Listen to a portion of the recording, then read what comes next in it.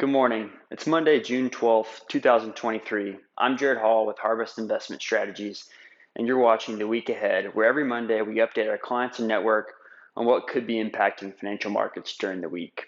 Last week, the S&P 500 index posted another slight weekly gain of 0.4% as the World Bank and the Organization for Economic Cooperation and Development raised their global and U.S. GDP growth expectations for the remainder of this year, while they left their expectations for 2024 unchanged, and the World Bank actually downgraded their 2024 growth projections.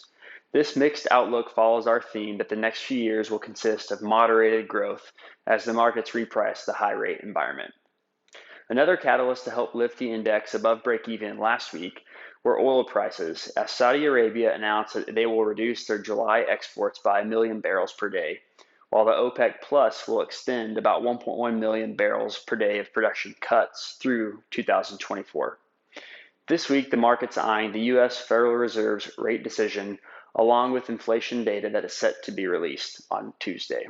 The Fed Watch tool from the CME projects the Fed will pause on their rate hiking cycle this week. But like we said last week, Fed Reserve board members have been hinting with their comments that a pause in June does not necessarily mean that further rate hikes are off the table at their meetings throughout the remainder of the year.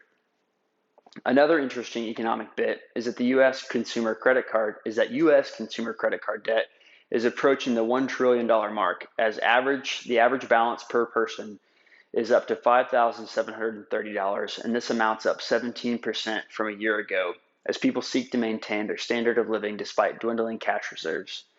It will be interesting to see how the retail and discretionary spending sectors fare throughout the remainder of 2023 and beginning of next year.